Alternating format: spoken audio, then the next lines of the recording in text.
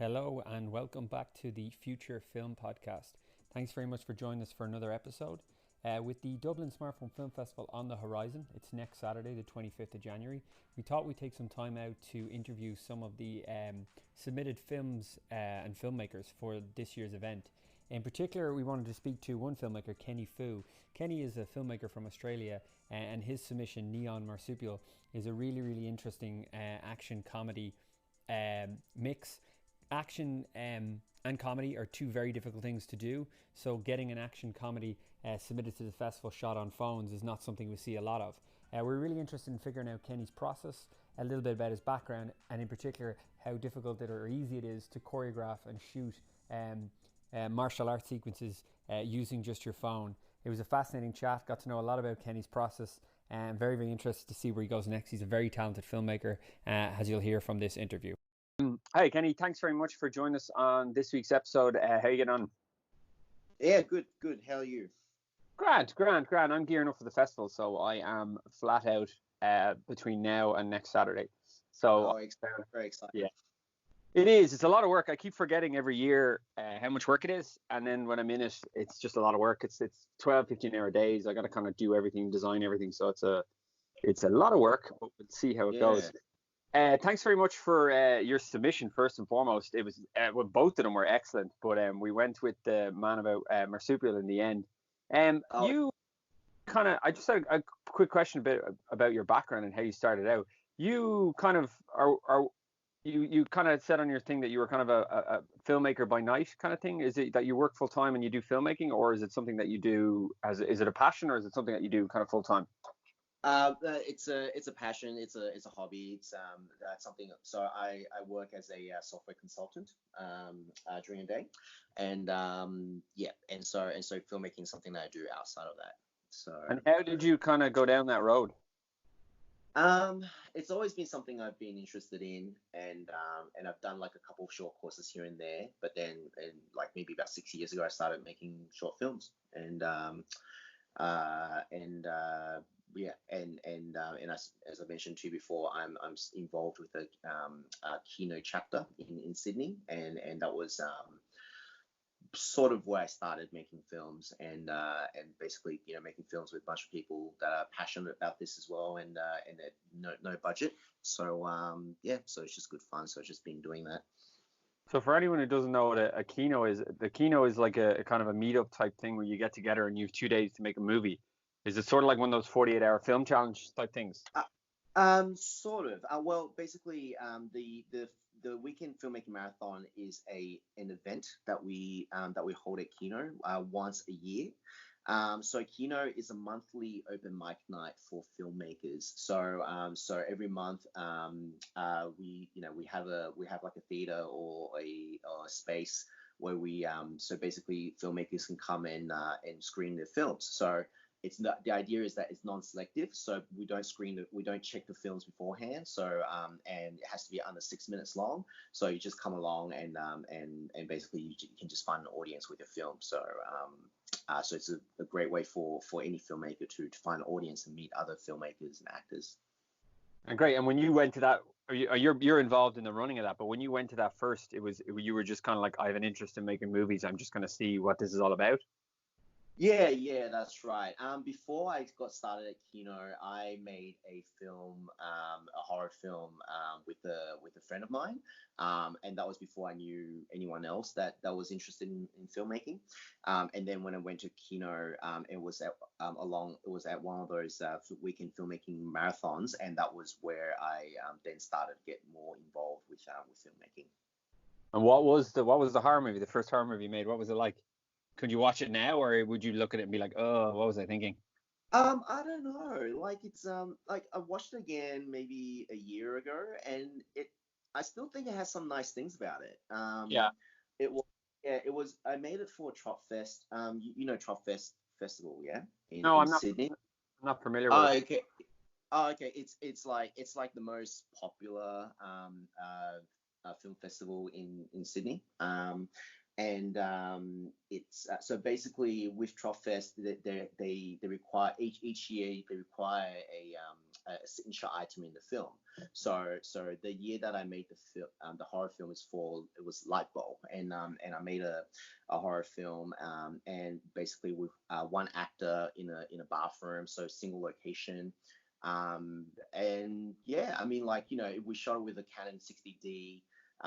There was, it's rough around the edges, and we were just like learning, like, sound design and all that as well.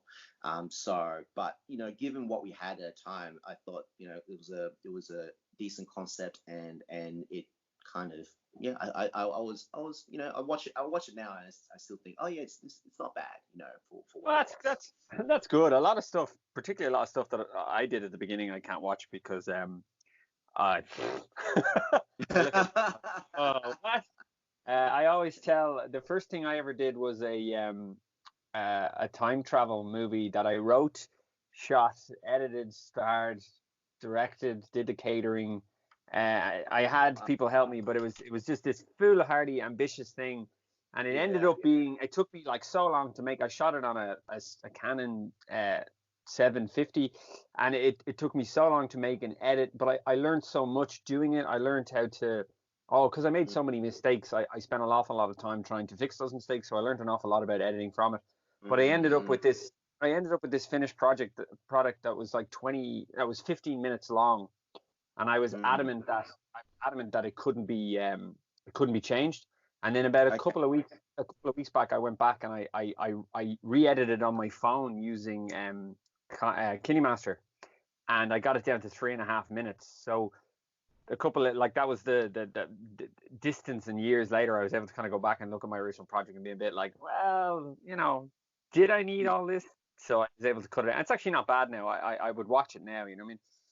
But no, I just found it interesting. And when did you switch then to mobile phones? So Colder, the horror film that I had also submitted, that was my first mobile phone film. So I started making Colder before Wallaby, and then when and with Wallaby, it was for another smartphone competition, so both films. So I made those two films in the past year, and that was, those were my first and only films on the phone. And was the catalyst to do it on your phone specifically for a competition, or was it kind of like to set yourself a challenge? I was well, actually, like, I had bought a gimbal for the phone, and it was the Digi Osmo 2, and that was pretty cheap, and when I bought it, I was, I said to my mate, oh, let's make something with this, and then there was like a Halloween themed night for Kino coming up as well, and so I decided to write something for that, so we decided to start using the phone. Just to try it out, and quite liked it, because it's nimble, and the result was pretty good, I think. Was that Colder that you wrote for that Halloween theme thing? Yeah, that's right. That's really impressive, because Colder is really, really good and very impressive. It's really great that was, you shot that in what, 2 days then? No, with the Halloween thing, that wasn't a weekend filmmaking marathon. So so that was like one of the monthly screenings, and we had, when I wrote it, it was, the intention was to shoot it over a weekend, and we had like 2 or 3 weeks to edit it, right? But it ended up taking like 10 months to make. So, yeah, just like getting everyone scheduled together on weekends, and basically it was like the 4 of us friends just shooting in Brian's apartment, and it was summer as well, so it wasn't cold at all. It was like it was warm. I'd imagine it's mostly at night, so you're gonna have to wait till really late to get that stuff shot as well. Yeah, that's right, in summer. Yeah, that's what I was thinking. Yeah. So, that's class, because did you, like, how did you find the transition from using your camera to using the phone, like, as a device for shooting? Like, did you notice the limitations, or did you find it freed you up to do stuff, or? Well, I think like I am not much of a cinematographer. Yeah. Like so Brian who shot the film, he's he's a lot more like clued up when it comes to that kind of thing. But from my from I guess for myself, I think the smartphone actually like it's more nimble. It's you can get it into like a lot tighter spaces, Yeah. and like I think and you can use like you can use it on gimbal as well, which and which is a lot cheaper as opposed to a gimbal for a camera, and yeah, and we use like a little rig for the handheld rig for the phone as well, which again it's just the dexterity and versatility of it was quite good. And also like with Wallaby, we also had I use Moment lenses. Are you familiar with Moment? Yeah. Yeah. So I bought like a number of lenses for that. So I got the wide, the portrait, no, the tele, and also the anamorphic one. So when I got the anamorphic one as well, so I was quite excited about trying that out. So which is why there are all those lights in the in the That's what I backdrop. was going to say, because there's a real J.J. Abrams vibe to it, and I was wondering, Exactly. Yeah. When I got it, we as are gonna JJ Abrams the shit out this. I was like, that dojo has an awful lot of lights placed at a certain level, Yeah. all, but it Yeah. looks really cool. And it was a nice effect. And each of those lights were $5 at from Bunnings. Oh, really? They're just Yeah. small. Because I actually thought they were. Do you know Blind Spot? You know Blind Spot Gear? No, Uh, no. Blind Spot Gear is this company from Scotland, and they do these little tiny lights, right, that are the width of, say, a credit card, but they're Ah, flexible, yeah. and you can drop them in water, and they're multi-purpose. You can do everything with them. But you stick them; they're like little pads, and you stick them all over the place, and they're incredibly bright. And that's what I thought they were. But you're saying they're Ah, just these kind of $5 little things that you buy and stick to the that's exactly right. Yeah. Yeah. the So effect you so get, the lens and that is incredible. It just makes everything look really polished and really professional. yeah. I mean, if the lights are shining right into the lens, you can't see what they are. So whatever we'll do. Like we just like Brian just went to Bunnings, just found all these lights for cheap, and colder as well. To get that because it's shot in in a dark space, right? So we used a different type of dimmer light, which was really cheap as well from Bunnings.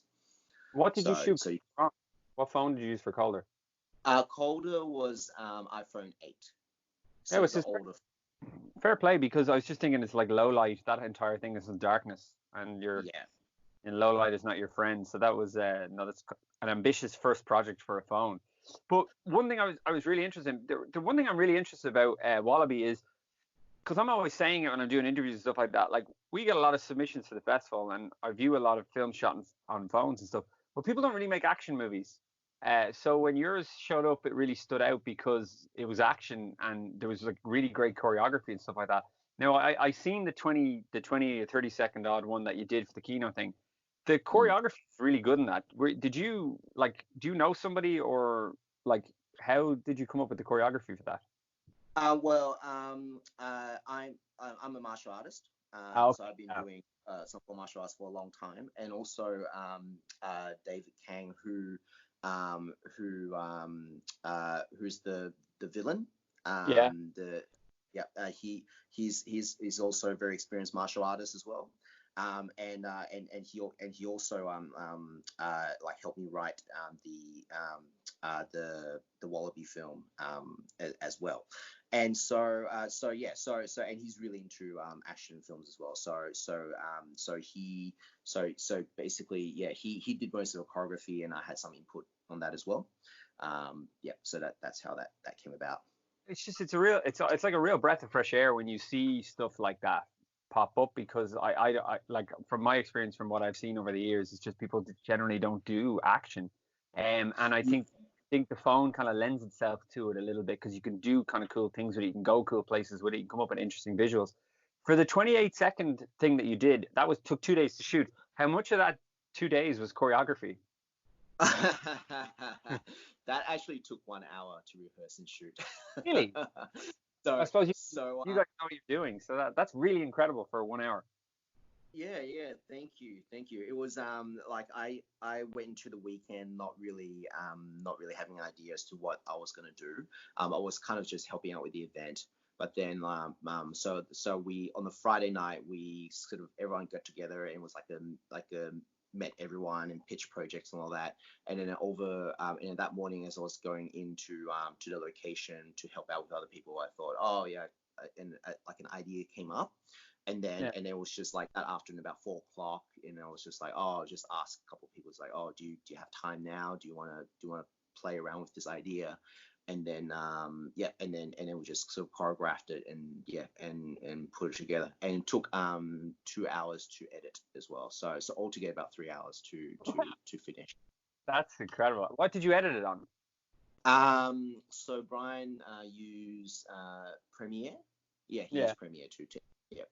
No, that's great. That's really impressive. And you can see that on Vimeo, the 28-second, the Kino one's on Vimeo, yeah. Okay. Yeah. Did Awesome. you hear me? Yeah, no, Yeah. no, because I was just the reason I like action movies, and when they're done really well, I find them really engaging. Even last night I was on a bit of an action movie kick. I watched have you ever seen it? It was out this year, a movie called Avengement. Avengement. No, I haven't heard of it. There's an action director called Jesse V. Johnson, and he's been churning out these incredible movies. He does like 2 a year, and they all star an actor called Scott Akins, and he's from the UK. He looks a bit like Ben Affleck. But I Oh, watched Avengement. I watched 2 of his movies last night. But there's something about action when it's choreographed and done very well, it pulls you into it. When it's done really well, it pulls you into it. So that's why I was really interested in action choreography, because I've just been I've been waiting for somebody to submit an action film to the festival for ages. So when I saw yours, I was like, well, this is incredible, and it looks great. In terms of the and it's very funny as well, and that's the other thing I really like. awesome. Thank you. hmm It reminded me of I'm a big fan of Big Trouble in Little China. Um, Mm. do you remember that movie? Or have you seen that movie? Yes, I've seen that. Yeah. There was a running joke in that. The whole central joke in that, if you remembered, is that Kurt Russell thinks he's the hero, but in actual fact, he's the sidekick and doesn't realize that he is.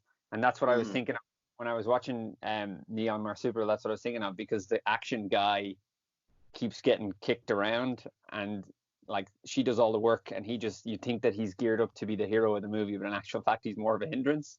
Yeah, And, yeah. That's and right. it had that kind of vibe to it, where because there's that funny shot where he runs at him and then he's off camera and he kind of gets thrown back on camera as he rolls backwards, and I just thought it was Yeah. uh, so that no, there's a really nice rich kind of sense of humor that comes through it.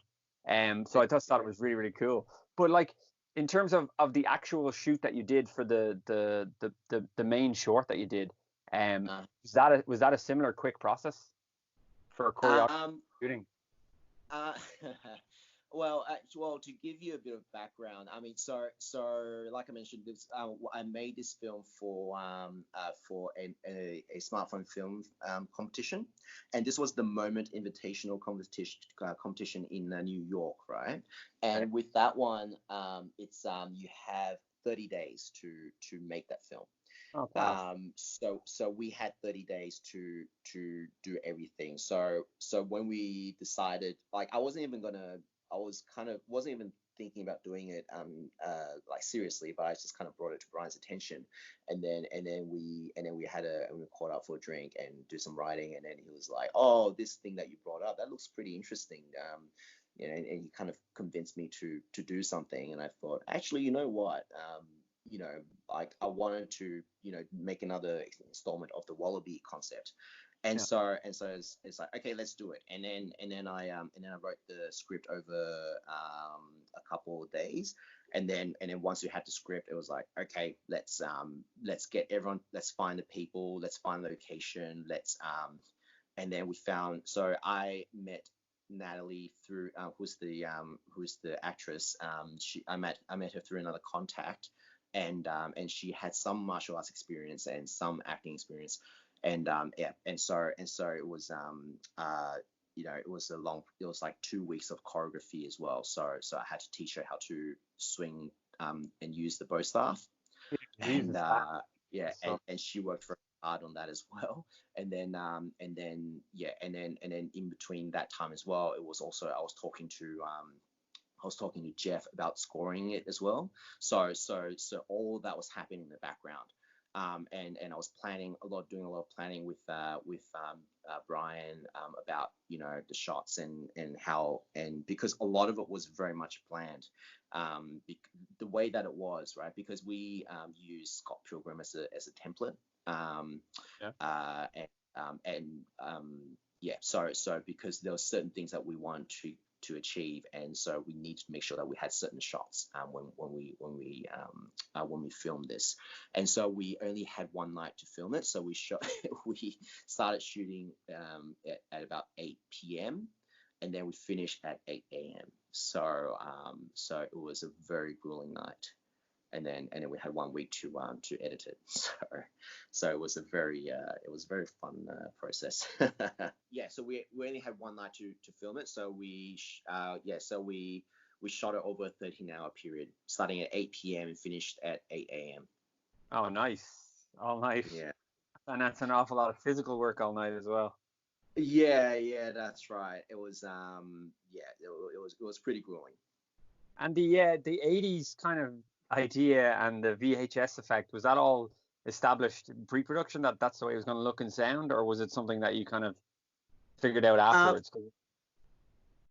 So I guess when I kind of conceived of this idea, it was because it was kind of like a comedy style, and I guess I kind of had Kung Fury in the back of my mind as well. Yeah, So that's what I was thinking of. Yeah.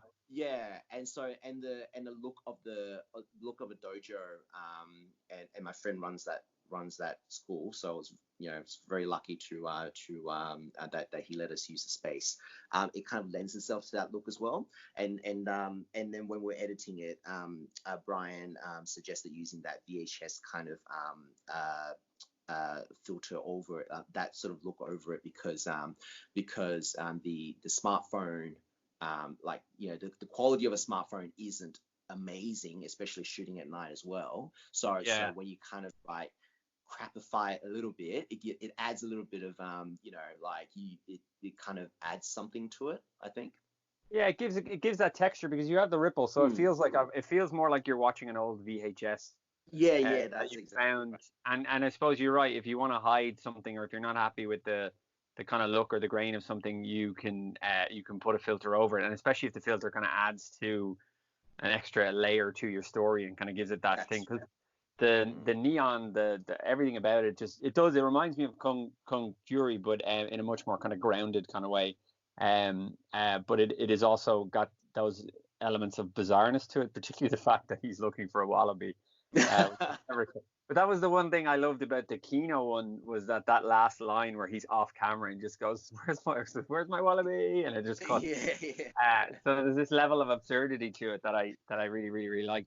But no, I just thought it was really good, and I was just really interested in kind of how you would go about doing it, because it's something that I've always sit there and go, I haven't made something kind of fiction wise in a long time, and I'm kind of getting this itch every time the festival comes around. I get this real itch to kind of put pen to paper and make something, and I've always wanted to do an action thing. I've always wanted to make some action thing. So when I saw yours, I was like, wow, that's I'd really like to know more about how you kind of set all that up and stuff like that. But that's class. So what are you gonna do? Are you gonna continue making Wallaby movies installments, or what's next for you? What's next on the horizon? Writing is always the hardest bit for me. Yeah. And as I'm sure you know, it is like one of the most painful things, and it can be a real roadblock to getting stuff done, I find. Yeah, it is, and most writing is really just procrastination. So yeah. yeah, and just talking about writing. But I'm like, I've been working on a horror feature script for a while. Haven't really sort of broken the back of it. And also, and because that's like a bit of a more long-term thing, I also need to make sure that I've got like a few shorts in the pipeline as well, to make sure that I keep honing my craft. Yeah. So the next thing really is well, I would like to make a sci-fi horror. Horror is kind of more my thing, I think. Yeah. And I would like to continue making more installments of for Wallaby as well. Do you Yes. find do you find the competition elements, like that moment competition, do you find that's a real good driver to get you off your ass and make something? If somebody says you've Yeah. got to do something. Yeah, absolutely. I think limitations really make force you to be more creative. Yeah. And like, you know, in any form really. I mean, whether it's like, you know, lack of budget or time constraint. I mean, with Wallaby, the time constraint for that was 3 minutes, right? And and when I wrote it, it was like, you know, I don't know, like I didn't pay that much attention to how long the script. It was like 5 pages, right? 5 or 6 pages. And then all along we're kind of like, oh yeah, this will be fine. And then as we're just before we're shooting it, Brian kind of looked at it and is like, have you timed this? Like, yeah. It was like, it'll be fine. And then when we shot it and Brian put a cut of it together.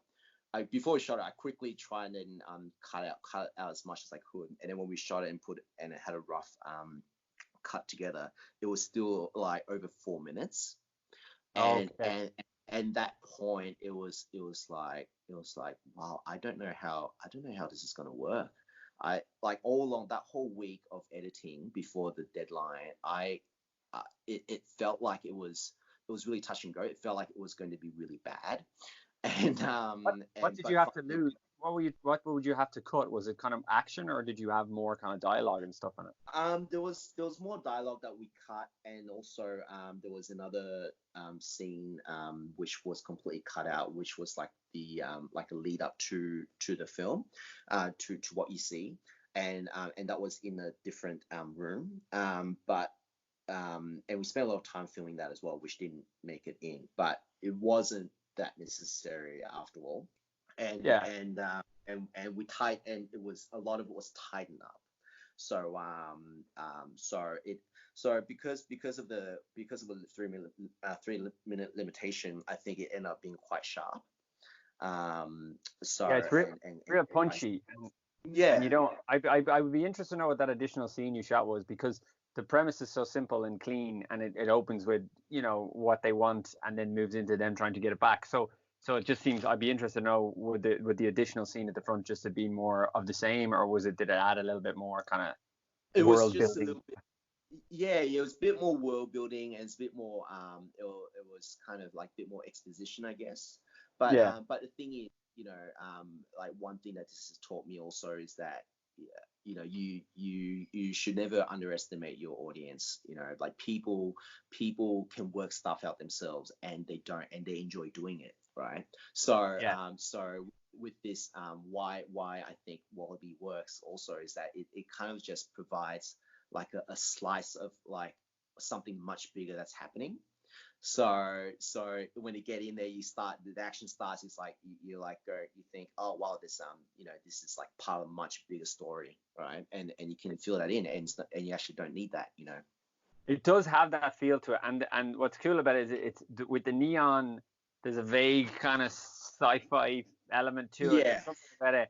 It feels kind of like a kind of a sort of a Blade Runner-y type, but not really. But that the neon and the music and everything makes it feel like it is part of this larger kind of world. Because even though it's absurd that he's looking for a wallaby, it's also like, what world is this where people this happen? You know what I mean? Like, so it'd be interesting to flesh out that world. But no, that sounds class. So you're going to work on a feature, and you've got to get a couple of shorts under your belt in order to kind of get it kind of all tidied up. And when are you hoping to have your when would you dream like to have your feature done and dusted? Well, really, it's hopefully well, have the script finished this year. Did you watch? Yeah, did you sense? That's a real positive maybe. This year? Yeah, I know. Did you watch Blue Moon, by the way, the New Zealand movie? Did you see that? That was. Yes, Have you I heard did. about it? Yeah, Yeah, that screened at the Smartphone Film Festival SF3 yeah. in Sydney, where Calder was where Calder premiered as well. I Yeah. thought it was really good. I thought it was very interesting because they shot it in what 2 days, which I thought was very impressive to put together. Yeah, it's a big job. It's definitely a big job. Yeah, it's nicely written as well. In terms of how like the story progresses.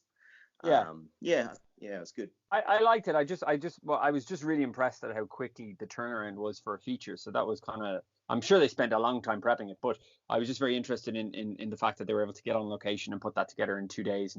And clearly they had to shoot at night as well. So it's 2 nights, and I'm sure they were prepping during the day. But it's just very interesting what you can do with, a limited resources if you've put in prep and you have a bit of time. So no, that was just really interesting. But anyway, thanks, Kenny. I'll let you get back to your life. And thanks so much for this, and thanks for coming on and enlightening me about action movies. Now I feel compelled to make one, but I got to find my own thing. So maybe I'll come up with something Irish related, neon shamrock, something like that. Yeah.